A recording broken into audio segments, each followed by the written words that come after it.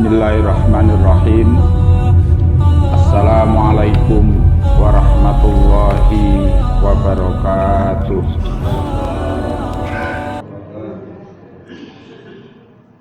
Alhamdulillahi wa kafa ala nabiyihil mustafa wa ala alihi wa ashabihi man ihtada. Alhamdulillahilladzi ahyana ba'dama amatana wa ilaihin nusur. Asyhadu an la ilaha illallah wahdahu la syarikalah wa asyhadu anna Muhammadan abduhu wa rasuluhu la nabiyya ba'dah. Allahumma arinal haqqa haqqan warzuqna ittiba'ah wa arinal batila batila warzuqna ijtinabah, amma ba'd.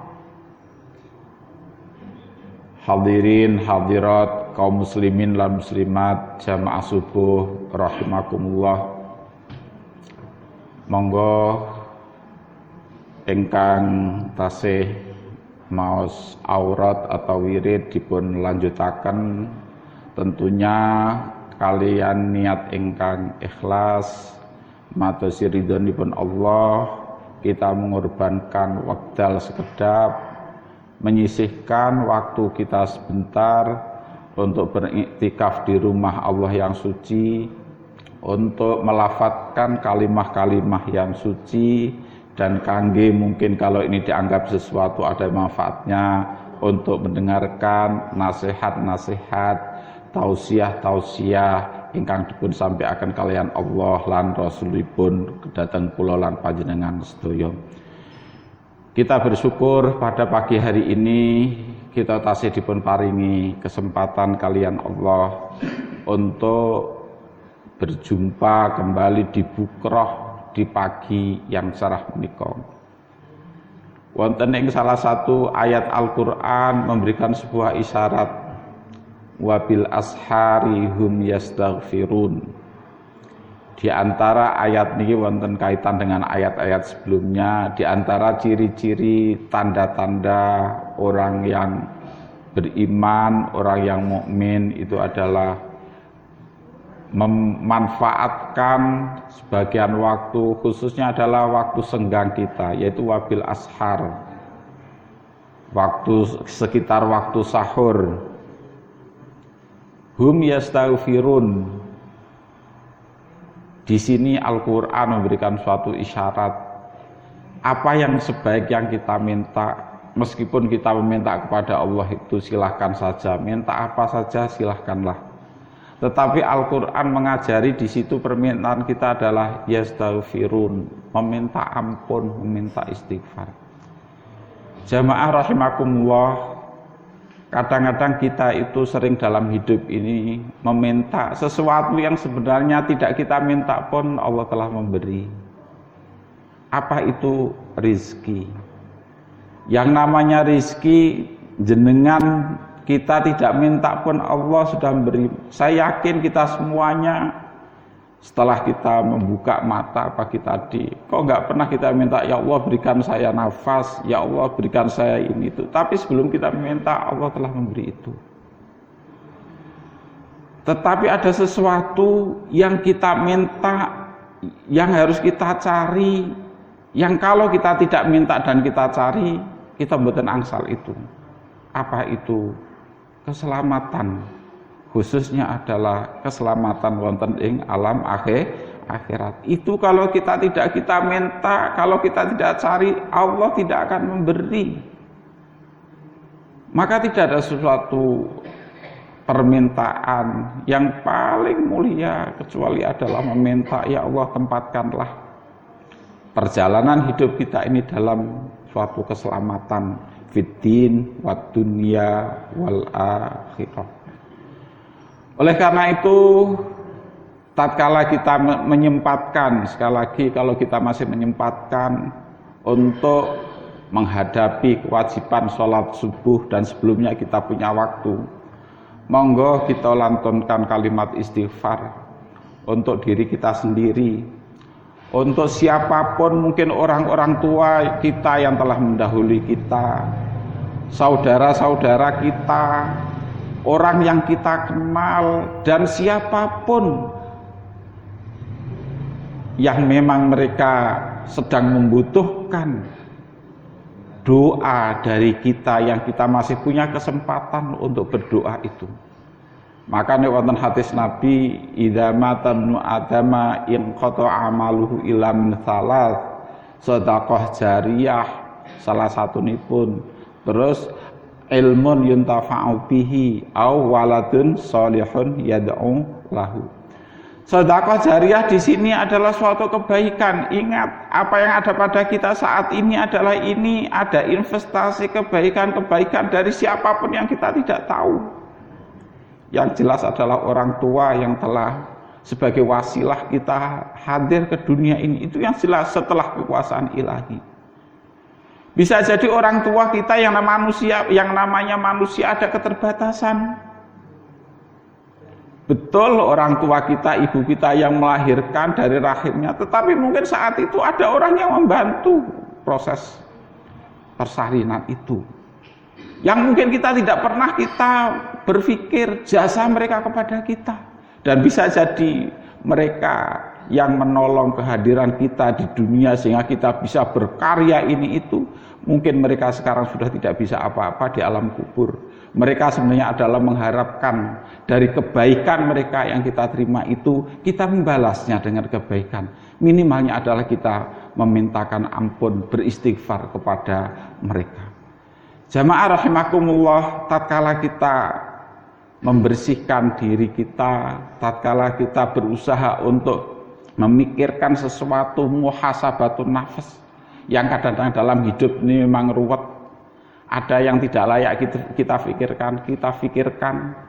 Ada yang tidak layak kita angan-angankan, itu kita angan-angankan terus. Tapi adalah yang pasti mutlak qat'i, itu akan datang, akan ada adanya, tetapi kita abaikan itu. Oleh karena itu dalam sebuah, ini bukan hadis, tapi namun mungkin athar, yaitu mau'idhah dari seorang tabi'in yang namanya adalah Al-Asam bil A'dham. Suatu saat beliau ditanya oleh jamaah, ya Asam, kaifa banaita tawakkulaka 'ala Allah. Ya Asam, pripun caranipun engkau niku memanage, mengatur, kok terus jenengan itu saged ikhlas, saged tenang, berserah diri kepada Allah. Sahabat kalau atau nggih tabiin kalau tabiin kalau tangklet datang gurunipun, soalnya pun piyambake melihat di dalam kehidupan ini memang macam-macam. Boleh orang mengatakan amantu billah, aku beriman kepada Allah. Siapa pangeranmu? Allah. Nggih, apa agamamu? Islam. Sapa rasulmu? Muhammad. Nggih, apa kitabmu? Al-Qur'an. Tetapi bahwa sesungguhnya ungkapan-ungkapan itu kadang-kadang baru sampai ujung lidah kita, yang belum memberikan sebuah pengaruh apa yang ada dalam diri kita. Akhirnya tiang kalau Allah merasa terkejut, merasa heran, kok sakit nggih si Asam bil A'dham tadi kok uripe kok tenang. Napa rahasianipun? Hari ini kita sering kalau kita kepengen katakanlah mencari referensi, mencari literasi, mencari rujukan hidup yang bahagia, mesti dilihat rumahnya. Piye carane awakmu kok iso gawe omah? Akan dilihat bagaimana mungkin jabatannya, piye carane awakmu kok iso angsal jabatan. Mungkin dia kok punya kendaraan, punya harta, punya segala, piye carane bekerja. Tetapi yakinlah, orang di dalam kehidupan ini banyak macam, banyak ragam. Ada yang punya kaki dibuat kepala, itu ada, meskipun mungkin kaki itu seolah-olah masih di bawah. Dan ada yang orang punya kepala dibuat kaki. Siang dibuat malam, malam dibuat siang. Yang penting dianggap tidak penting, yang tidak penting dianggap penting. Yang tuntunan dianggap tontonan, yang tontonan dianggap tuntunan. Yang pasti dianggap tidak pasti, yang tidak pasti dianggap pasti. Itu corak ragam kehidupan.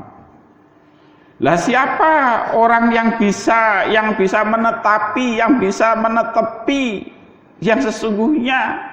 Tentunya adalah mereka hamba Allah yang mendapatkan petunjuknya.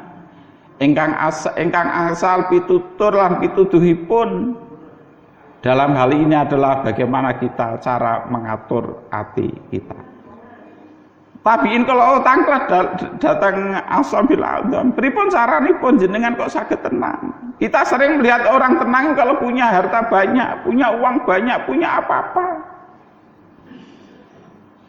Kita tidak pernah melihat ketika Nabiullah Ayub diuji oleh Allah Subhanahu wa taala dengan penyakit, orang lain risih semuanya, menjauh, meninggalkan, sampai anak istrinya pun juga lari tidak mau menemani.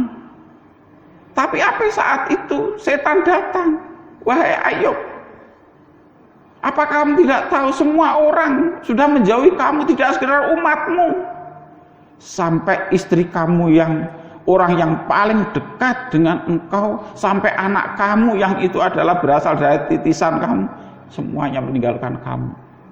Apakah kamu masih merasa enjoy, masih merasa tenang kayak gitu itu? Setan menawarkan tawaran. Bilanglah sama saya, ayo saya carikan obat, ayo saya carikan apapun sehingga kamu nanti akan bisa lagi menempati istanamu sebagai rasul, engkau dipuji-puji umatmu, engkau disanjung-sanjung keluargamu dan lain sebagainya. Nabiullah Ayub menjawab tawaran setan tadi, tetapi dia tidak menjawab dialog setan, karena kalau mengikuti dialog setan jangan-jangan dia nanti akan terpengaruh oleh setan. Langsung dia berdoa kepada Allah, ya Allah, kalau memang engkau ini semuanya adalah ujianmu, aku terima segala ujian ini dengan penuh ketulusan, penuh kepasrahan. Ya Allah, kalaupun engkau telah melumpuhkan seluruh tubuhku, semua aku ikhlaskan. Tapi hanya ada satu yang saya minta, yaitu jangan engkau lumpuhkan lidahku untuk menyebut, untuk berzikir kepadamu. Itu Nabiullah Ayub yang diuji dengan berbagai ujian. Saya yakin tidak ada ujian itu seperti saat ini. Nggak mungkin ujian itu ditimpakan kita hari ini. Seujian apapun saya yakin, yang bagi bapak ibu menderita apapun namanya penyakit atau apapun, yakinlah penyakit kita saat yang kita rasakan ini tidak seberat apa yang dilakukan oleh Nabiullah Ayub alaihis salam.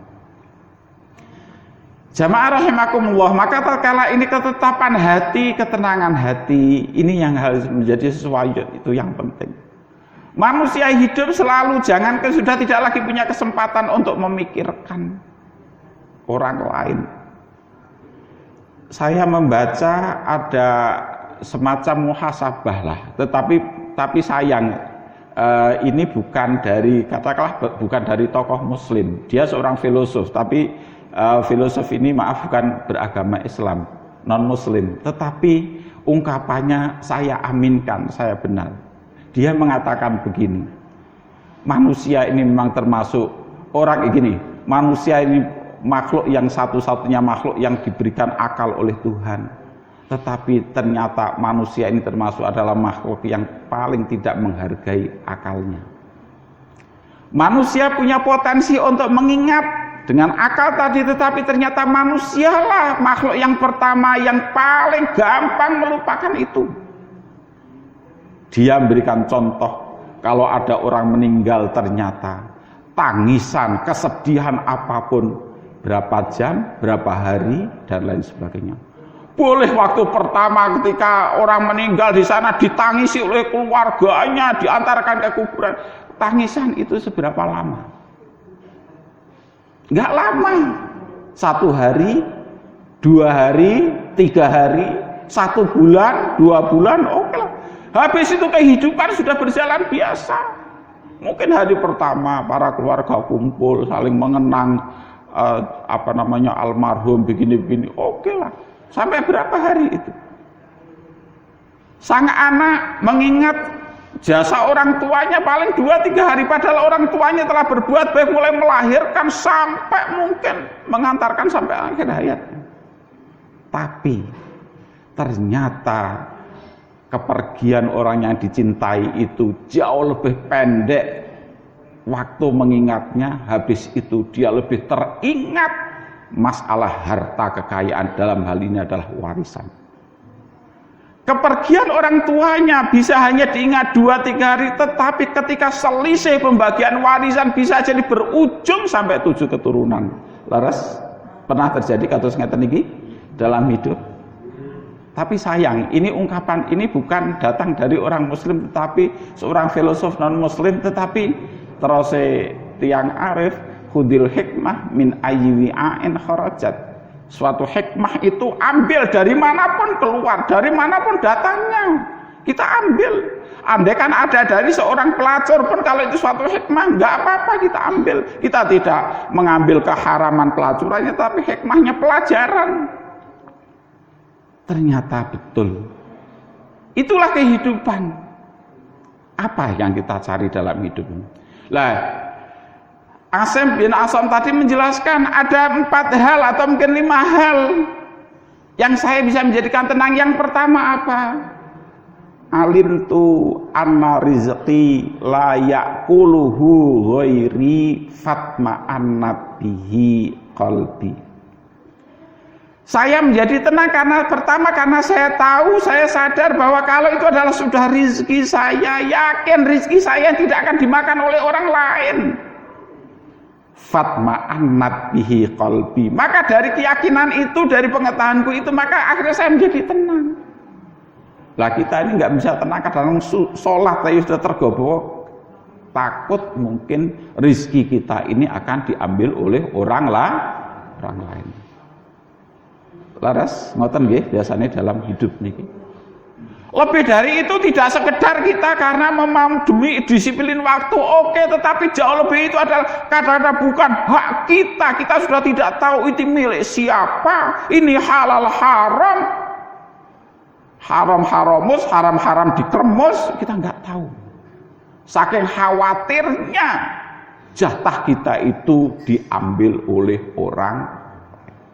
Monggo kita yakinkan Allah Maha Rahman, Allah Maha Rahim, Allah Maha Hayyun, zat yang hidup, dia menciptakan kehidupan, maka dia telah menyiapkan sedaya kehidupan bagi makhluk menika. Cuma permasalahannya, kalau kita sudah hidup, kadang-kadang kejahatan kita, ketumpulan otak kita, kenapa kita terus menjadi risih kalau orang lain juga sama-sama hidup? Memangnya kita kepingin makhluk Allah ini hidup di dunia hanya kita sendiri? Seolah-olah kita nggak mau sampai di jalan pun naik kendaraan, kepingin kita yang paling cepat sendiri, kepingin kita yang paling lurus sendiri. Orang lain suruh minggir, jangan menghalang-halangi kita. Ya Allah, kadang-kadang begitu egonya kehidupan ini. Kita tidak pernah menghargai orang lain. Maka hadis Nabi adalah suatu hadis, yang hadis ini sangat sederhana, yang mungkin hadis ini susah kita pahami. Apa salah satunya adalah liyusallimas shaghir alal kabir wal mar alal qa'id, dan lain sebagainya. Orang yang kecil disuruh menghormati yang besar, yang muda menghormati yang tua. Almar alal qa'id, orang yang berjalan menghormati hak-hak orang yang sedang duduk. Orang yang naik kendaraan menghormati, menghargai hak-hak orang yang berjalan kaki. Orang yang naik sepeda motor menghormati, menghargai orang yang sepeda ontel. Orang yang naik mobil menghargai orang yang naik sepeda motor, dan lain sebagainya. Itu ajaran Islam. Tetapi kata-kata yusalim tadi tidak sekedar ungkapan assalamualaikum, itu nggih, itu simbolnya, tetapi adalah memberikan jaminan keselamatan. Wis sepeda motore 4 tak, maaf wis tuwa, koyok kebakaran asapnya, terus orang belakangnya lagi jalan kaki. Ya Allah, kadang-kadang kita nggak merasa, kita enak saja, tetapi nggak tahu orang lain kesusahan. Lagi musim hujan, yang jelas orang jalan kaki mesti jalannya di pinggir, dan jalan yang di pinggir biasanya becek gitu, yang di tengah yang halus. Nih di tengah dikhususkan yang mobilnya bagus, dia nggak mau minggir. Begitu dia harus minggir, maka kadang-kadang kita nggak pernah open. Di sana ada orang yang berjalan kaki di pinggir, sasak saja kadang-kadang itu. Ya Allah, kadang-kadang hidup itu kita kepingin menang sendiri. Termasuk kalau dalam mencari rezeki tadi, kita khawatir bahwa seolah-olah rezeki kita ini akan dicaplok, akan dimakan, akan diambil oleh orang, maka kita dengan ego, dengan berbagai cara untuk mengatasi rezeki tadi, yakin kalau begitu kita tidak akan pernah mendapatkan ketenangan batin. Maka Asim bil Asom tadi, dia mengatakan, saya yakin saya menjadi tenang. Kenapa? Karena saya yakin bahwa rizki saya layak kulu wairi. Yakin kalau itu adalah rizki tentukan Allah kepada saya yakin rizki itu tidak akan pernah diambil oleh orang lain. Yang kedua, anni a'lamu anna amali layak malu ghairi fatma'annat bihi qalbi. Yang kedua, saya sadar, saya tahu, saya yakin kalau ini adalah memang pekerjaan saya, job saya, jabatan saya, macam-macam saya yakin gak akan diambil oleh orang lain. Gak usah harus nyogok, gak harus apa. Kalau ini memang adalah rezeki pekerjaan kita, yakinlah itu akan datang pada kita. Gak usah sikut kanan, sikut kiri, itu akan datang kepada kita. Maka ketika kita berprinsip seperti itu, apa yang terjadi? Fatma'annat bihi qalbi, maka dari situ akan menjadi tenang. Apapun profesi, apapun jabatan, apapun kondisi sosial ingkang Bapak dan Ibu terima hari ini, kalau itu adalah jenengan terima dengan ketulusan, insya Allah tenang. Orang punya jabatan pertama khawatir nggak mendapatkan jabatan, kalau sudah menjabat khawatir kehilangan jabatan. Kan itu tuh masalah hidup itu. Untuk mendapatkannya dengan berbagai cara, kebohongan, pemalsuan, nyogok macam-macam. Setelah dia mendapatkan, bagaimana cara mempertahankan, sama juga caranya sebagaimana dia mendapatkan. Tidak tahu bahwa segala sesuatunya itu adalah titipan dalam kehidupan. Maka si Asim al-Adham tadi mengatakan, saya menjadi tenang karena apa? Saya sadar anna amali layak malu ghairi. Kalau itu adalah job saya, karir saya, pekerjaan saya, nggak akan diambil oleh orang lain, maka saya akan tenang saja. Nah, yang ketiga ini yang berbalik. Yang ketiga berbalik dari yang kedua. Kalau tadi adalah anak a'lamu anak amali layak malu ghairi fatma'annat bi qalbi, yang ketiga berbalik. Ana a'lamu anna amali layak malu ghairi. Nah, kalau itu tadi urusan dunia, kalau sudah urusan akhirat, nah ini berbalik.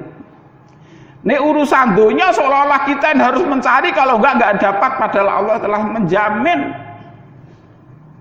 Kita ini maaf, ibu-ibu minta maaf ya. Ibu-ibu mungkin yang sudah sepuh-sepuh, yang sudah dewasa, sudah pernah punya pengalaman melahirkan anak. Jenengan ningali putra putri jenengan yang jenengan lahirakan itu, dia bisa bekerja ketika masih kecil, saged madosi arto, saged ini itu, tapi ternyata mereka itu juga bisa hidup kok. Waktunya makan-makan, bahkan mungkin orang tuanya belum makan, anak kita sudah makan lebih dahulu. Siapa yang menjamin itu? Allah Subhanahu wa ta'ala. Kenapa kita belum sakit mengambil pelajaran? Maka si anak tenang saja, anak kecil hanya ketawa nangis gitu aja, nggak pernah memikirkan pekerjaan apa dan lain sebagainya. Karena apa? Dia fitrah, dia komunikasi dengan Allah. Dia masih percaya, dia menjadi tidak percaya, belajar dari menungso wis kasep awak-awak dhewe niki kadang-kadang itu. Yang namanya, maka terus hadis Nabi, kullu mauludin yuladu alal fitrah. Setiap bayi, anak yang lahir semuanya fitrah. Anaknya siapapun, sampai anaknya Fir'aun pun sedoyo fitrah. Fitrah di situ termasuk adalah suatu hal yang memang itulah ciptaan Allah yang masih alami, yang masih natural, yang masih orisinil. Kita ini sudah campur aduk, sudah. Dia betul-betul fitrah, itulah kehidupan. Nggak pernah dia ada rasa susah, nggak pernah dia ada rasa khawatir dan lain sebagainya. Termasuk yang maaf, yang salah satu kefitrahan, tapi mungkin bukan fitrah lah, asal yang dalam ilmu psikologi namanya adalah natural. Yang termasuk yang masih natural itu alam, makhluk lain masih natural. Sering kalau memberikan contoh, kalau ada di sana ada Pak Tani pergi ke sawah nuntun kambing, nuntun lembu dan lain sebagainya. Oke lah, di sawah makan lembu, kambingnya, lembunya, pulang lembunya. Lenggang-lenggang kangkung saja, pulang ya pulang. Rumput masih di sawah, ya tinggalkan saja. Kalau besok ada waktu dimakan lagi, kalau enggak takdir Allah, insya Allah dia yakin kok. Kalau masih Allah memberikan kehidupan dia, maka Allah masih maringi rizki. Tapi nek resah, nek galau yang punya sapi. Yang bawa rumput dari sawah biasanya sinten? Sapine atau menungsone? Menungsone. Yang makan rumput itu sinten? Sapine atau menungsone? Nah, sapine mangan rumput tapi awake sapine ora gelisah, menungso manusianya yang resah takut sapinya tidak makan. Manusia menjadi tauhid, dia seolah-olah mewakili Tuhan dalam diri manusia itu. Tapi kalau sudah urusan akhirat, terus si Asem tadi, anak a'lamu anak amali layak malu ghairi. Kalau sudah urusan tanggung jawab di akhir, saya yakin tidak ada orang yang akan mengerjakannya. Ini harus kita camkan. Surga pintunya, kuncinya ada pada kita hari ini. Oke, ada 3 tadi gitu yang menjadi amal jariah. Tapi itu kan hasil dari kerja prestasi kita dalam hidup ini. Kalau kepengen menjadi anak soleh, punya jariah anak soleh, jelas kita harus sekarang ini harus bersusah-susah, berusaha keras untuk mendidik anak. Kalau kita kepengen mendapatkan kunci dari pintu yang kedua, kunci yang kedua yaitu amal jariah, sedekah jariah, hari ini kita juga harus bersedekah. Bersedekah jangan dipahami secara sempit, hanya kendurenan, hanya uang. Bersedekah itu kebaikan apa yang ada pada kita yang bisa kita berikan orang lain. Sampai Nabi mengatakan tabassumuka liwajhi akhika laka sedekah. Di hadis lain dikatakan wa antal qa ahaka biwajhin taliqin. Kita ketemu orang terus dengan sikap, dengan wajah yang riang, yang senang, itu juga merupakan satu kebajikan. Sampai di hati itu kita ada orang kesasar, kita menunjukkan arah, itu juga suatu kebajikan. Ada orang yang susah, yang ngantri, yang mungkin ada udzur, terus kita memberikan kesempatan dia lebih dahulu, itu juga suatu kebajikan. Menyingkirkan batu duri yang akan mengganggu orang di tengah jalan, itu juga suatu kebajikan. Sedekah itu banyak, jangan sekedar pahamnya sekedar uang, nasi saja. Oh, kalau nggak punya nasi, nggak punya uang, seolah kita betul nggak ada pahala sedekah. Ibu-ibu melayani suami nipun dalam segala hal, itu juga sedekah. Bapak-bapak mencarikan nafkah rizki untuk keluarganya, itu juga sedekah. Sebelum sedekah yang lain. Jadi hadisnya panjang. Ala kulli sulame sedekah. Setiap ruas ujung-ujung jari kita ini terus Nabi punya potensi untuk mendapatkan pahala sedekah. Jamaah rahimakumullah, yang ketiga tadi ini yang perlu kita, jika masalah dunia itu sering kita khawatirkan, padahal dunia ini semestinya tidak usah kita khawatirkan, tetapi yang mestinya harus kita khawatirkan justru kita abai, kita lebay, tidak pernah kita prioritaskan. Apa itu? Masalah urusan akhirat. Kalau hari ini jenengan tidak sholat, jangan berharap nanti ada siapapun yang mensolatkan bisa mengganti sholat Anda saat ini. Kalau hari ini jenengan tidak sedekah, jangan berharap nanti ada orang bersedekah bisa mengganti dosa Anda akibat kita tidak bersedekah hari ini. Termasuk hari ini kalau ada orang punya kemampuan harta melimpah ruah, ternyata dia tidak menjalankan kewajiban yang pokok. Kewajiban Islam yang pokok kan ada 5 gitu. Yang 2 berkaitan dengan masalah materi. Yang masalah materi adalah masalah zakat dan haji. Kok enek wong sugih ya ora zakat, enek wong sugih ya ora haji. Andaikan dia nanti sudah meninggal, mbok yo segala hartanya dipakai untuk haji setiap tahun sampai 100 tahun tidak bisa menggantikan kelengahan dia, kealpaan dia ketika sedang punya kesempatan melakukan ibadah tetapi tidak menjalankan. Maka kalau kita sudah punya prinsip yang ketiga, ana amali la ya'malu ghairi, saya tahu bahwa kalau yang amal yang menjadi tanggung jawab saya tidak akan bisa digantikan oleh orang lain. Apa kata si Asim al-A'sam tadi? Fa ana masyghulun bihi. Dari situ maka saya ini sibuk. Tapi sekali lagi sibuknya bukan masalah urusan dunia, tapi sibuknya adalah justru kesibukan yang memang tidak bisa diganti, ditolong oleh orang lain. Ini masalah urusan dunia. Coba jenengan Merapi ada teman-teman kita yang sedang kena Covid, yang isolasi nih gitu. Isolasi di rumah, yang isolasi mandiri khususnya di rumah, nggak boleh keluar apa-apa. Apa yang terjadi? Tetangga bisa ngirimi makanan apa, sudah kamu nggak usah ke pasar, nggak usah belanja, ini loh digantungkan di pagar-pagar. Itu urusan dunia, itu pelajaran. Ternyata rezeki Allah juga ada datang. Tapi nggih pun nek ngoten yuk kita kena Covid mawon sik kecoh pun ngoten. Niki pelajaran, tapi makin urusan kubur, alam kubur, mahsyar, Siratal Mustaqim ke surga dan neraka, nggak ada yang bisa nuntun. Pertanyaan kubur nggak ada yang bisa ngasih bocoran, bahwa jenengan SMS, dengan WA, dengan video call, boten saged. Gitu. Nah, niku yang harus kita khawatirkan, kita resahkan. Fa'ana masyghulun bihi, terus si Asam tadi, kalau urusan itu maka saya sibuk.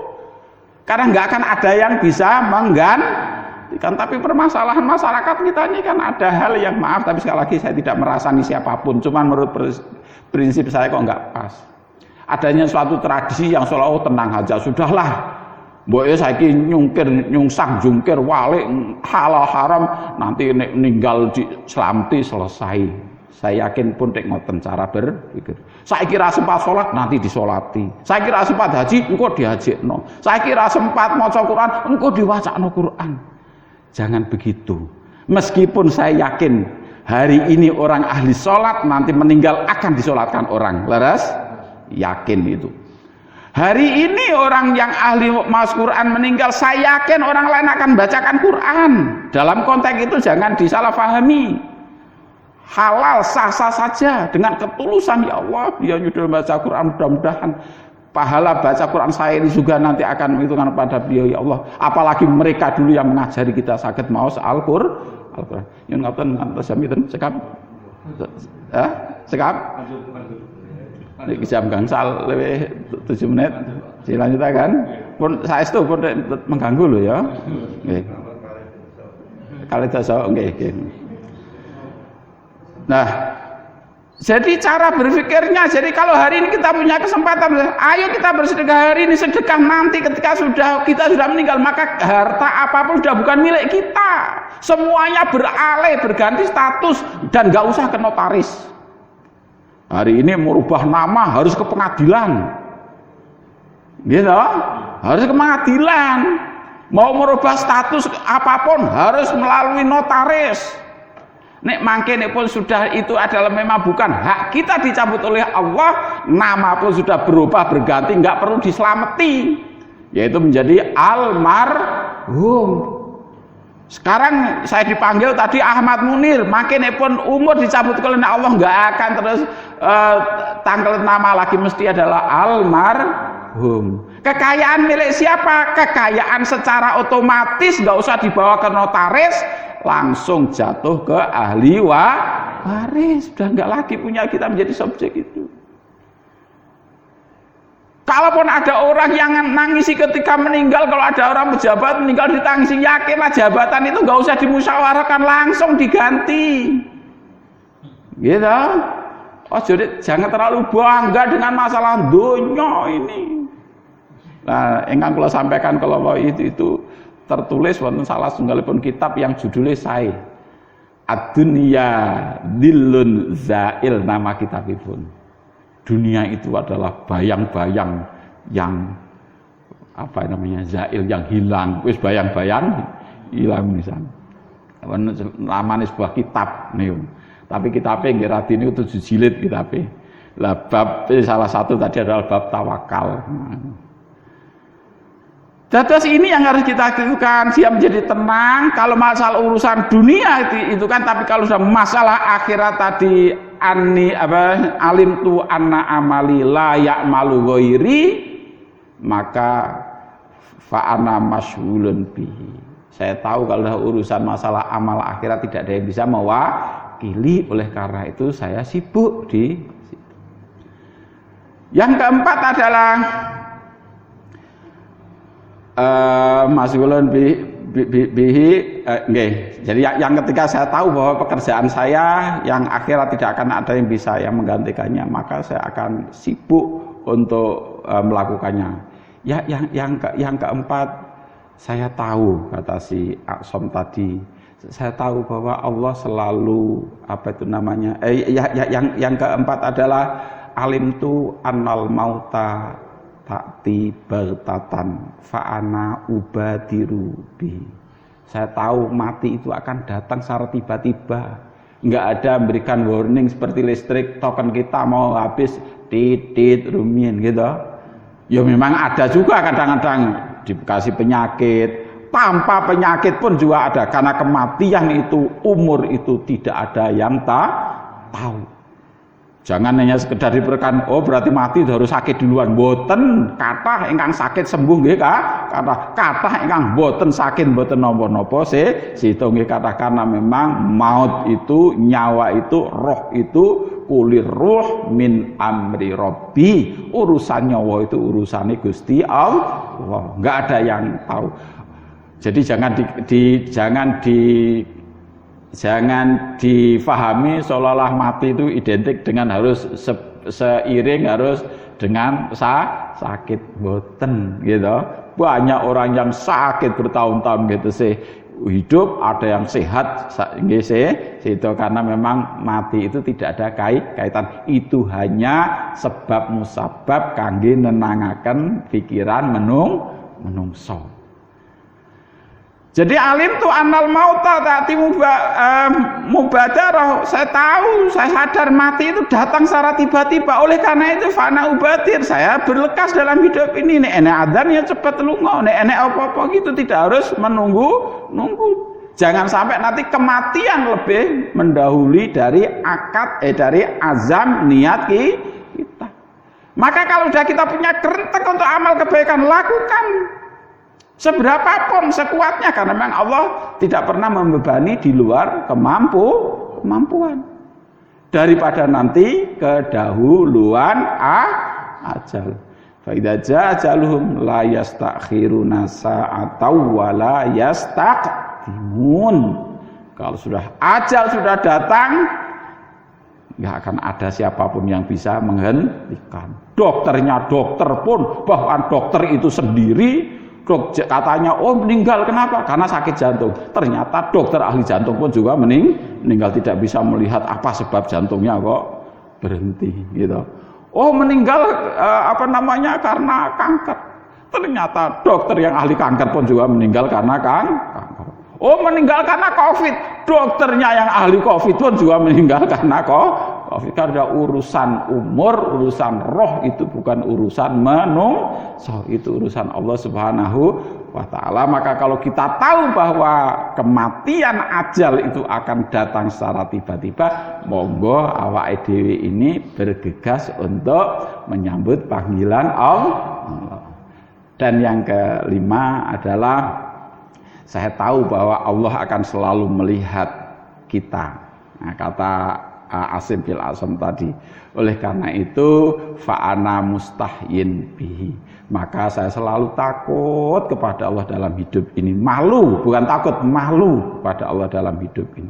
Ya Allah, Allah telah memberikan rizki, memberikan nikmat yang banyak. Mosok hanya menjalankan kebaikan sekian menit saja kita kok menunda. Allah telah memberikan rizki yang berlimpah-limpah. Masa hanya sekedar zakat 2,5% saja merasa keberatan. Kita punya waktu 24 jam setiap hari. Masa menyisihkan 5-10 menit saja merasa keberatan. Jamaah rahimakumullah. Nika ingkang saged kula sampaikan kepilih wonten kekurangan lan kehilafanipun nyuwun agung pangapunten. In ahsantu faminallah, nek wonten kesainan ingkang kula sampaikan kala wau sejatosipun niku adalah saking Allah Subhanahu wa taala. Wa in asatu famin nafsi, nek wonten kesalahan kekurangan niku bukan saking Allah lan Rasulipun, itu saking diri kula piyambak. Mudah-mudahan kula lan panjenengan sedaya selalu dipun paringi petunjuk oleh Allah Subhanahu wa taala, istiqomah dalam petunjukipun, dan mudah-mudahan kita dijauhkan dari segala godaan-godaan lan bahaya baik dunia maupun akhirat. Mekaten kurang lebihnya mohon maaf. Wassalamualaikum warahmatullahi wabarakatuh.